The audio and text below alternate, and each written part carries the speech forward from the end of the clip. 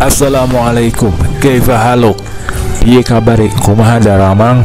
Atau dalam bahasa India, apka sehain? Halo semuanya, kembali lagi di channel saya Bombay Pro. Nah, di video kali ini saya akan membahas film The Message atau dalam bahasa Arabnya Al-Risalah.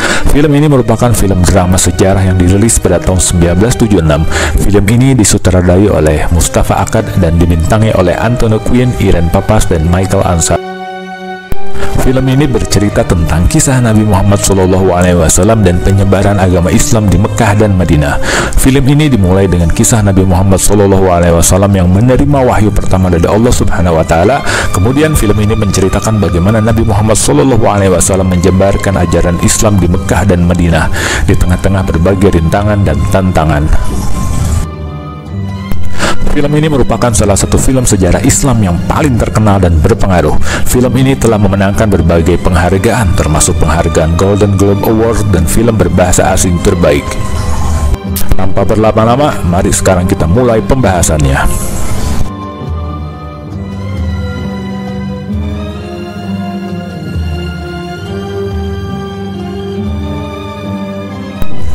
Film dimulai dengan 3 utusan yang dikirim Nabi Muhammad kepada 3 raja atau 3 penguasa di sekitar Makkah Madinah agar raja-raja tersebut memeluk ajaran Islam. Untuk Raja Heraklius dari kerajaan Bizantium, Raja Mukawqis dari kerajaan Alexandria, dan Raja Kisra dari kerajaan Persia. Dari ketiga raja tersebut terlihat bahwa Raja Kisra Parsi yang jelas-jelas paling menolak seruan untuk memeluk ajaran agama Islam. Bahkan Raja Kisra Parsi sampai tega untuk merobek surat yang dibawa oleh utusan Nabi Muhammad tersebut.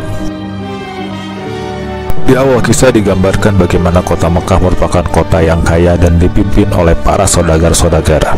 Kota Mekah sangat ramai terutama ketika musim haji. Ya, ritual haji sudah ada sebelum masa kenabian Nabi Muhammad. Ritual haji dimulai pada tanggal 8 Zulhijjah. Ritual haji pada masa jahiliyah tidak memiliki aturan yang baku dan seringkali diwarnai oleh unsur-unsur kesyirikan. Biasanya jamaah haji melakukan ritual mengelilingi Ka'bah sebanyak 7 kali. Di zaman jahiliyah, infonya orang-orang mengelilingi Ka'bah tanpa mengenakan pakaian, kecuali suku Quraisy. Ritual sa'i atau berlari kecil antara Bukit Safa dan Marwah sebanyak 7 kali sudah dipraktekkan di zaman jahiliyah. Namun pada masa itu orang-orang melakukan sa'i dengan membawa patung-patung berhala. Ada juga beberapa kabilah Arab yang memanfaatkan masa haji ini untuk memandikan patung-patung dewa mereka. Di masa haji ini para pemimpin kota Mekah dan para pedagang Mekah untung besar. Keuntungannya berasal dari para peziarah. Suku-suku Arab yang tinggal di sekitar Mekah memiliki tanggung jawab bersama untuk mengadakan ibadah haji di sekitar Ka'bah, karena Ka'bah dianggap sebagai tempat suci yang dihormati oleh banyak suku Arab dan mereka ikut serta dalam ritual-ritual keagamaan. Suku Quraisy memiliki peran penting atau peran utama dalam menjaga dan menyelenggarakan ritual-ritual di sekitar Ka'bah.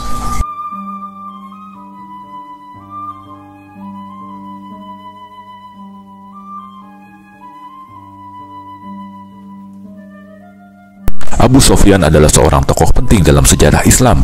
Dia salah seorang pemimpin suku Quraisy dan sering memimpin pasukan Quraisy ketika perang. Abu Sufyan dan Nabi Muhammad sebenarnya mesti ada hubungan keluarga, meskipun mungkin bukan hubungan keluarga dekat.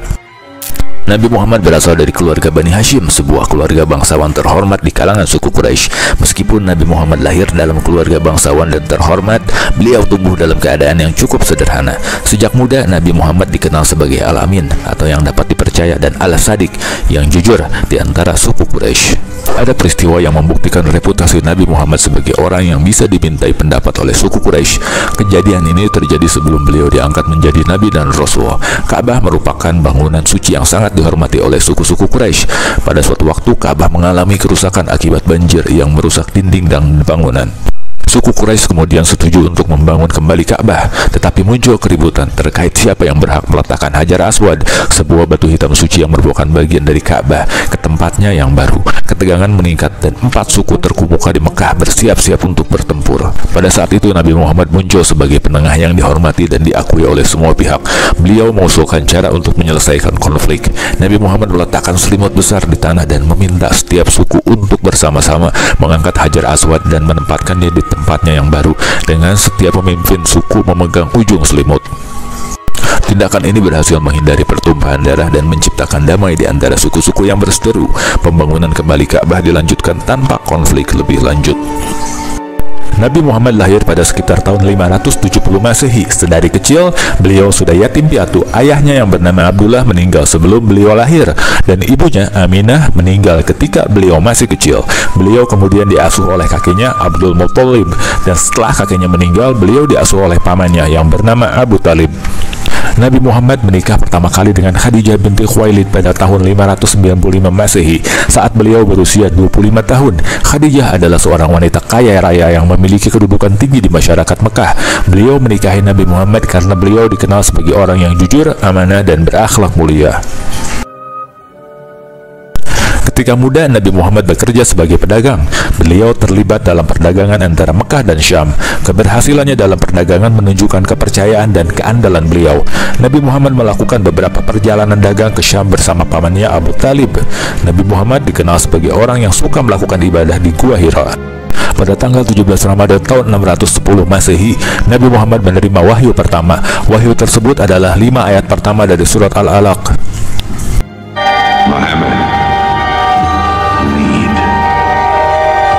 In the name of thy Lord, who created man from a sensitive drop of blood, who teaches man what he knows not, read.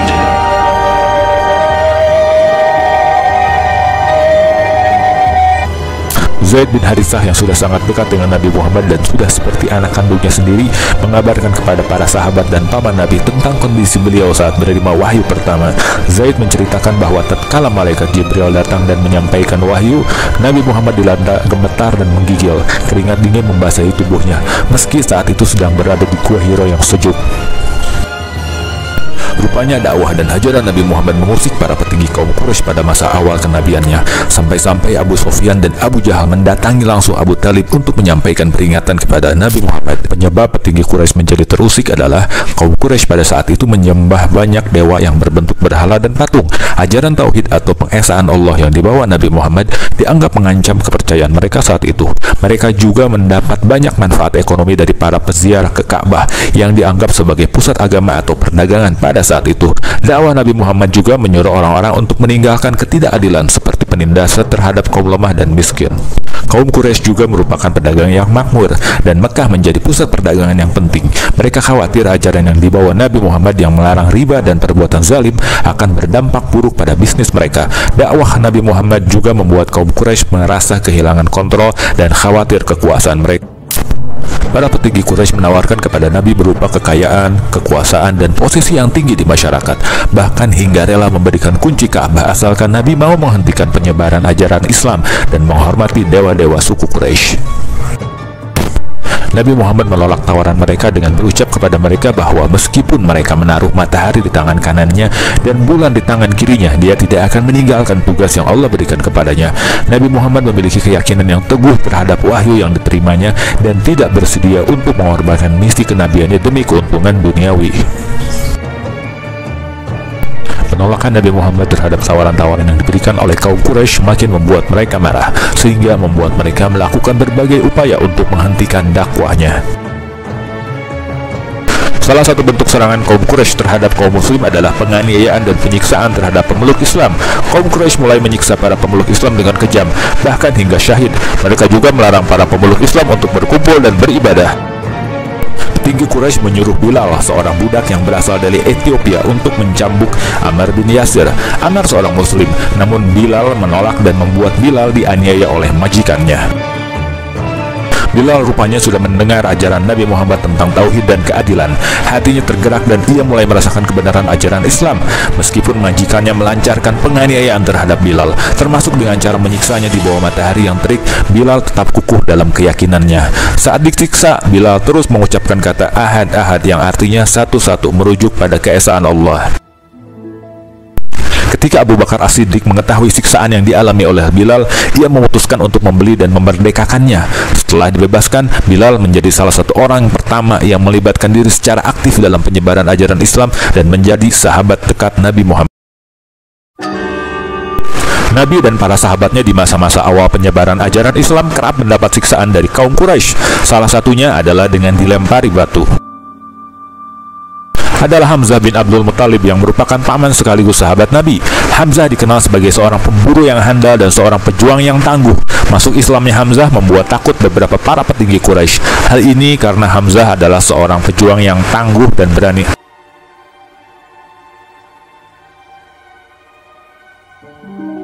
Para petinggi Quraisy mengubah strategi mereka dengan melakukan penganiayaan terhadap umat Islam dari kalangan yang lemah dan tidak memiliki kekuatan. Kaum lemah ini menjadi sasaran penganiayaan yang paling banyak. Salah satunya adalah penganiayaan terhadap keluarga Ammar bin Yasir, seorang sahabat Nabi yang orang tuanya menjadi syahid pertama dalam Islam. Ayah ibunya dianiaya dan disiksa hingga syahid akibat mereka memeluk Islam. Oleh Abu Jahal, ibu Ammar dibandingkan di bawah terik matahari yang menyengat, dipukuli agar dia meninggalkan Islam dan kembali menyembah berhala. Namun Ammar dan ibunya tetap teguh pada keyakinan mereka. Ibunya meninggal setelah ditikam oleh Abu Jahal, dan Ammar bin Yasir pingsan akibat siksaan yang menimpa dirinya.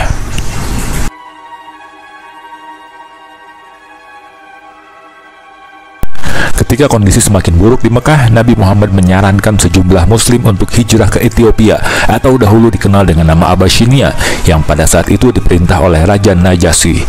Raja Najasyi dikenal sebagai pemimpin yang adil dan toleran, dan Nabi Muhammad percaya bahwa para muslim akan mendapat perlindungan di sana. Ketika sebagian muslim di Mekah hijrah ke Abyssinia dan mendapat perlindungan di sana, kaum Quraisy di Mekah tidak senang dan mereka mengirim utusan untuk membujuk Raja Najasyi agar mengembalikan para muslim yang telah hijrah. Utusan kaum Quraisy ini membawa hadiah untuk Raja Najasyi dan berusaha membujuknya agar menyerahkan para muslim. Namun ketika Raja Najasyi mendengarkan pembelaan dari para muslim dan mendengar bacaan ayat-ayat Al-Quran, ia menolak menyerahkan mereka dan memutuskan untuk melindungi mereka. Muhammad teaches us to worship one God, to speak truth, to love our neighbors as ourselves, to give charity. Even a smile can be charity. To protect women from misuse, to shelter orphans, and to turn away from gods of wood and stone. God has spoken to us before, through Abraham, Noah, Moses, and through Jesus Christ. Why should we be so surprised that God speaks to us now through Muhammad? Who taught you those names? They are named in the Quran. You may live in Abyssinia in peace for as long as you wish. May God's blessings be upon you on your return.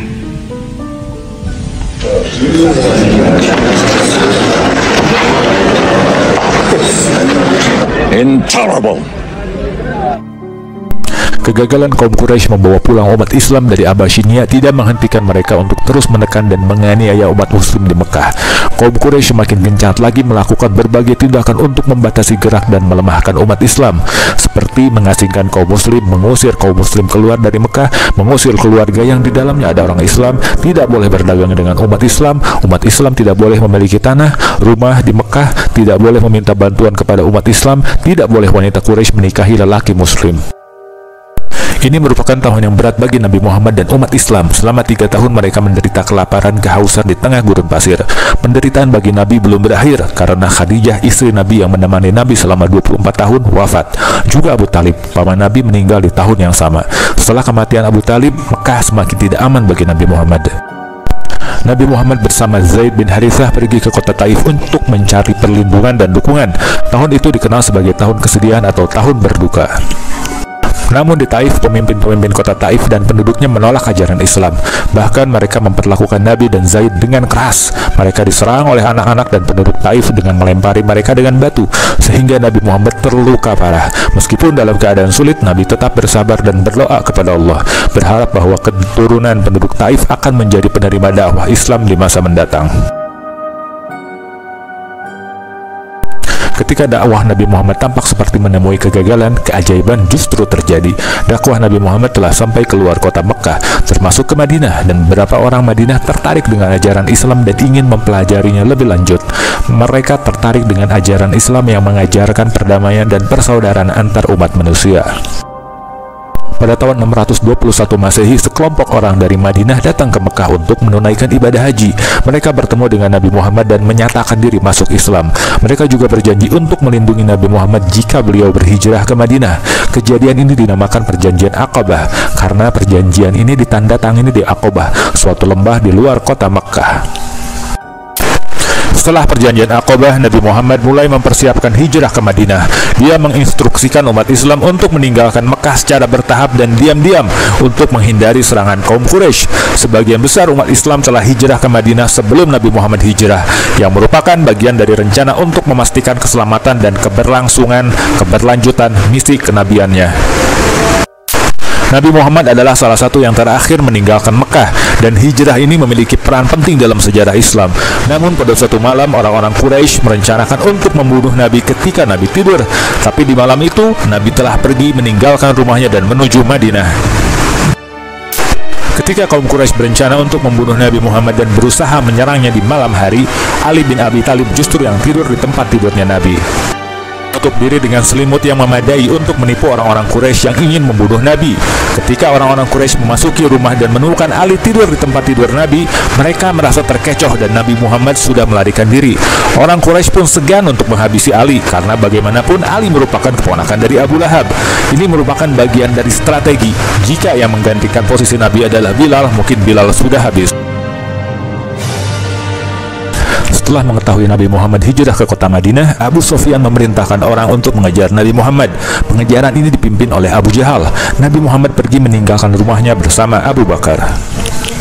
Menurut riwayat diceritakan ada laba-laba yang membuat jaring di depan pintu gua untuk menutupinya. Dan ketika kaum Quraisy mencapai gua, mereka melihat jaring laba-laba itu dan berpendapat bahwa gua itu tidak mungkin dipakai untuk bersembunyi karena jaring laba-laba tersebut tidak rusak.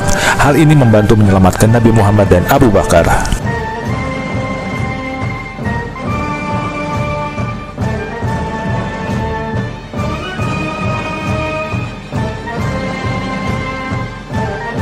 Penduduk Madinah, khususnya kaum Ansor, telah menunggu-nunggu kedatangan Nabi Muhammad. Mereka khawatir dan harap-harap cemas dengan keselamatan Nabi. Ketika Nabi Muhammad akhirnya sampai di kota Madinah, beliau disambut dengan penuh sukacita oleh penduduk Madinah. Mereka mengumandangkan syair-syair serta mengeluh-elukan kedatangan beliau. Kegembiraan ini menggambarkan betapa mereka telah lama menanti-nanti kedatangan Nabi.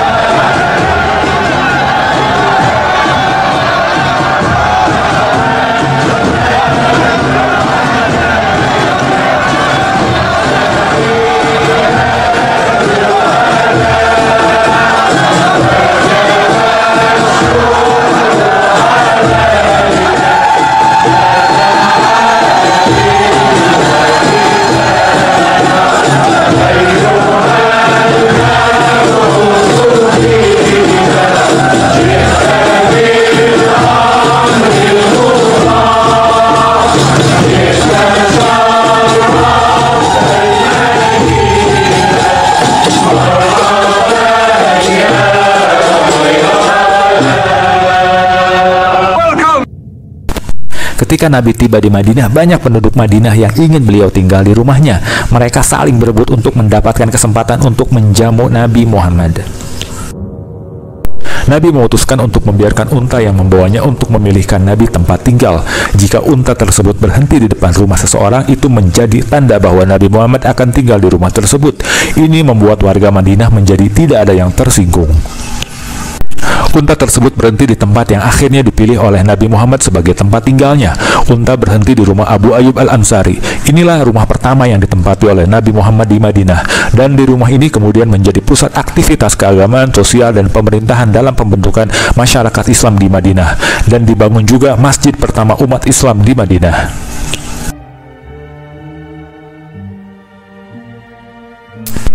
Setelah masjid berdiri, terjadi perdebatan tentang cara memanggil umat agar berkumpul di masjid untuk melaksanakan sholat. Ada yang ingin menggunakan lonceng, mirip dengan apa yang dilakukan oleh kaum Nasrani. Namun Nabi Muhammad menolak penggunaan lonceng karena hal itu dianggap meniru agama lain. Abdullah bin Zaid, seorang sahabat Nabi, menyarankan penggunaan panggilan suara. Nabi Muhammad menerima saran ini dan memerintahkan Bilal bin Rabah untuk melakukan azan, panggilan untuk salat dengan suara yang lantang dan jelas.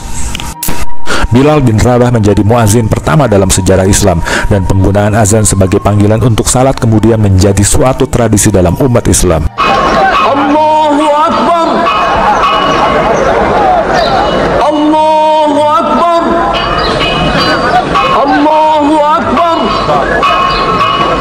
Allahu Akbar. Asyhadu an la ilaha illallah. أشهد أن لا إله إلا الله أشهد أن محمد رسول الله أشهد أن محمد رسول الله حي على الصلاة حي على الصلاة. Suku Quraisy khawatir pertumbuhan umat Islam di Madinah akan mengganggu jalur perdagangan dan melemahkan kekuatan ekonomi mereka. Kaum Quraisy di sisi lain melanjutkan pengejaran dan serangan terhadap umat Islam. Harta benda kaum muslim yang ada di Mekah dihancurkan oleh kaum Quraisy. Mereka juga mengumpulkan pasukan besar yang terdiri dari sekitar 1.000 orang, termasuk pejuang-pejuang terampil dari berbagai suku di Arab. Pasukan ini dipimpin oleh Abu Sofyan. Nabi Muhammad menerima informasi tentang rencana serangan Quraisy. Beliau kemudian mempersiapkan pasukan muslim untuk menghadapi serangan tersebut. Jumlah pasukan muslim hanya sekitar 313 orang, namun mereka memiliki semangat dan keyakinan yang kuat untuk membela agama mereka. Kedua pasukan bertemu di Lembah Badar yang terletak sekitar 150 km dari Madinah. Pertemuan ini terjadi pada tanggal 17 Ramadan tahun 2 Hijriah atau tanggal 13 Maret 624 Masehi. Kaum muslimin memilih berkemah di dekat sumur, dan sebelum perang dimulai, kaum muslimin melakukan strategi dengan menutup sumur-sumur di Lembah Badar, sehingga membuat pasukan Quraisy tidak memiliki kesempatan untuk meminum air sumur. Kaum muslimin sebelumnya telah meneguk air dari sumur Badar, dan ini menguntungkan pasukan muslim. Pertempuran dimulai dengan duel 1 lawan 1 antara pasukan pejuang dari kedua belah pihak. Dari pasukan Quraisy diwakili oleh Syaibah, Walid, dan Utbah, mertua Abu Sofyan. Di pihak Muslim diwakili oleh Ubaidah, Hamzah, dan Ali. Pada akhirnya pasukan Muslim berhasil meraih kemenangan. Setelah duel 1 lawan 1, pertempuran massal pun terjadi. Pertempuran ini berlangsung dengan sengit dan memakan waktu berjam-jam. Pada akhirnya pasukan Muslim berhasil meraih kemenangan.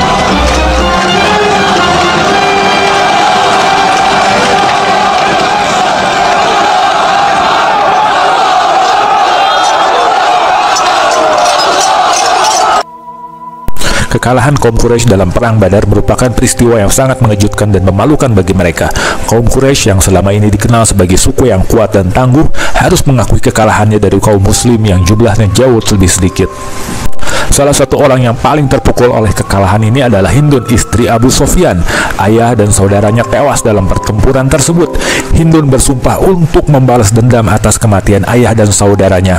Ia bertekad untuk membunuh Hamzah bin Abdul Muttalib yang telah membunuh ayahnya. Kemenangan Muslim dalam pertempuran itu menunjukkan bahwa mereka adalah kekuatan yang harus diperhitungkan. Kemenangan itu juga meningkatkan moral dan kepercayaan diri umat Islam. Banyak orang yang mulai memeluk Islam setelah melihat kemenangan Muslim dalam pertempuran itu. Kurang lebih setahun kemudian setelah Perang Badar, kaum Muslim dan kaum Quraisy bertempur kembali. Pertempuran ini dinamakan Perang Uhud. Latar belakangnya adalah keinginan balas dendam dari Abu Sofyan dan kaum Quraisy atas kekalahan mereka pada Perang Badar. Selain itu, kaum Quraisy juga ingin menghilangkan pengaruh Nabi Muhammad di kawasan Madinah. Pertempuran Uhud berlangsung sengit. Pada awalnya pasukan Muslim berhasil mendesak pasukan Quraisy, namun pasukan Muslim mengalami kekalahan karena sebagian dari pasukan pemanah Muslim meninggalkan posisi mereka di atas bukit Uhud untuk mengambil harta rampasan perang. Ini juga tidak lepas dari strategi Khalid bin Walid yang memimpin kaum Quraisy untuk menyerang kaum Muslim dari belakang ketika mereka meninggalkan posisi mereka karena tergiur harta rampasan.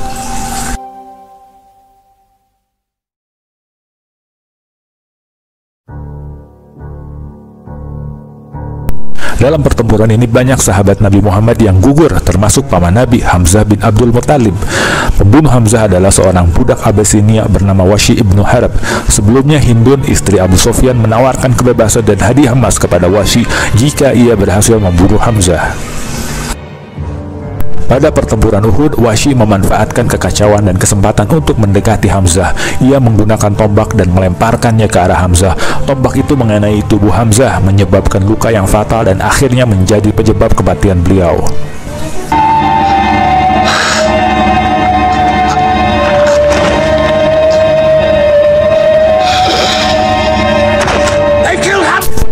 Meskipun kalah, pasukan Muslim tetap berhasil mempertahankan Madinah dari serangan pasukan Quraisy.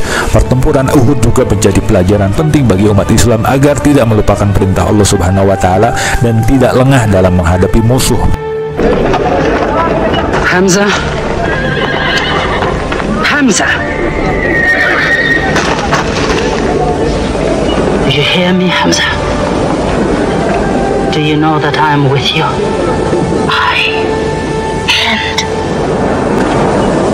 Do you remember anything, Hamzah?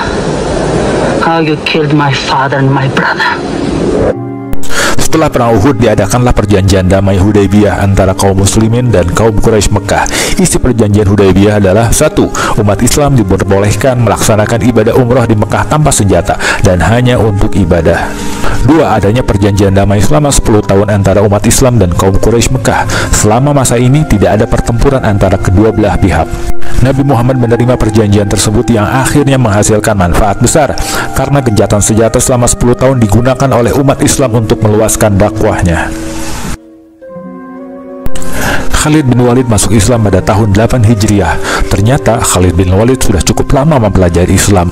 Namun Khalid perlu pembuktian apakah perbuatan Nabi Muhammad sesuai dengan yang diucapkannya. And that Muhammad is his messenger. Setelah memeluk Islam, Khalid bin Walid menjadi seorang muslim yang tekun dan berdedikasi. Khalid bin Walid menjadi salah satu sahabat Nabi yang paling berjasa dalam penyebaran dan pertahanan agama Islam. Kaum Quraisy ternyata melanggar gencatan senjata dan menyerang kaum muslim secara tiba-tiba. Peristiwa ini memicu kemarahan kaum muslim dan membuat Nabi Muhammad bersiap untuk menyerang Mekah. Nabi Muhammad mengumpulkan pasukan Islam yang berjumlah sekitar 10.000 orang. Pasukan ini terdiri dari para sahabat Nabi, termasuk Abu Bakar, Umar, Ali, dan Khalid bin Walid. Pasukan Islam berangkat dari Madinah pada tanggal 10 Ramadan tahun 8 Hijriah. Ketika kaum Quraisy mendengar pasukan Muslim hendak menyerbu Mekah, mereka dilanda ketakutan dan berencana untuk tidak melawan. Pasukan Islam tiba di Mekah pada tanggal 19 Ramadan. Mereka memasuki kota secara damai dan tidak menimbulkan pertumpahan darah. Peristiwa ini dinamakan Fathu Mekah atau pembebasan Mekah.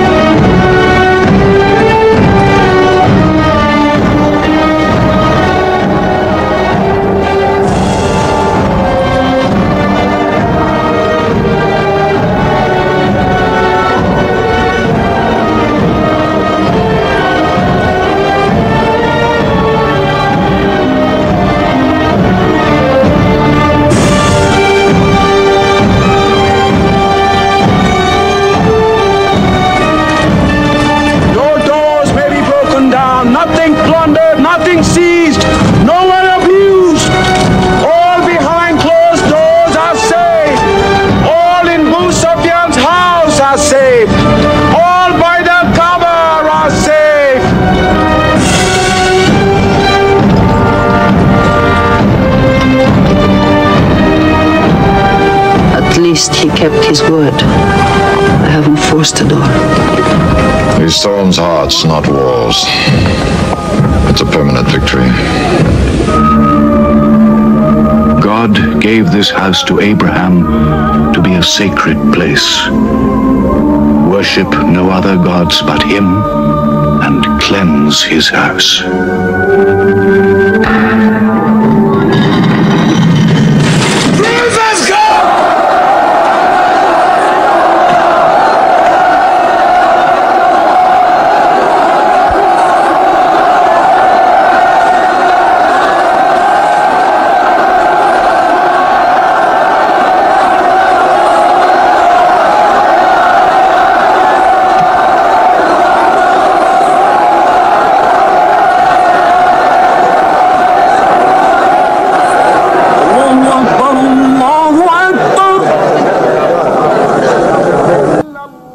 Pada tahun 632 Masehi, Nabi Muhammad melakukan haji wada atau haji perpisahan. Haji ini merupakan haji terakhir dan satu-satunya yang beliau lakukan. Dalam khutbah terakhirnya di Arafah, Nabi Muhammad menyampaikan pesan-pesan penting. Pesan tersebut antara lain, Nabi Muhammad menekankan pentingnya persaudaraan sesama muslim. Beliau bersabda, "Wahai manusia, sesungguhnya Allah menciptakan kalian dari satu jiwa dan menjadikannya darinya jodohnya, dan dari keduanya Allah memperbanyak keturunan dan kabilah-kabilah. Sesungguhnya yang paling mulia di antara kalian di sisi Allah adalah yang paling bertakwa di antara kalian." Nabi Muhammad juga menekankan pentingnya persatuan umat Islam. Beliau bersabda, "Wahai manusia, sesungguhnya kalian adalah satu umat."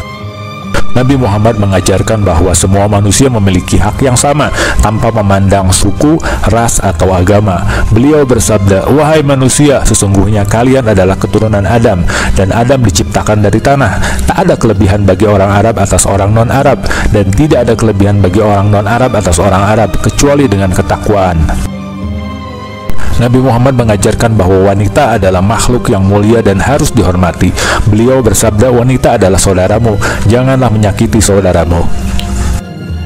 Nabi Muhammad mengajarkan bahwa Islam adalah agama yang adil dan damai. Beliau bersabda, "Islam itu agama yang adil dan damai, maka jadilah orang yang adil dan damai." Nabi Muhammad meninggal pada 8 Juni 632 Masehi atau tanggal 13 Rabiul Akhir tahun 11 Hijriah pada usia 63 tahun.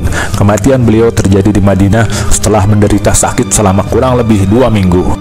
But Abu Bakr, the Prophet's friend, stood up in the mosque. "If anyone worships Muhammad, let him know that Muhammad is dead. But he who worships God, let him know that God is alive and cannot die." Michael H. Hart, yang seorang ahli sejarah sekaligus penulis buku terkenal dari Amerika, menempatkan Nabi Muhammad sebagai orang yang paling berpengaruh di dunia. Sebagai info tambahan, film ini disutradarai oleh Mustafa Akkad, seorang produser dan sutradara film asal Amerika. Even though there were several attempts by the major studios to do a film about Muhammad, and they failed because they approached it from an angle that they were going to show the Prophet. And this is something very sacrilegious as far as Islam is concerned. They are very strict as far as showing the prophets, not just Muhammad. Jesus, Moses, they feel prophets should not be seen.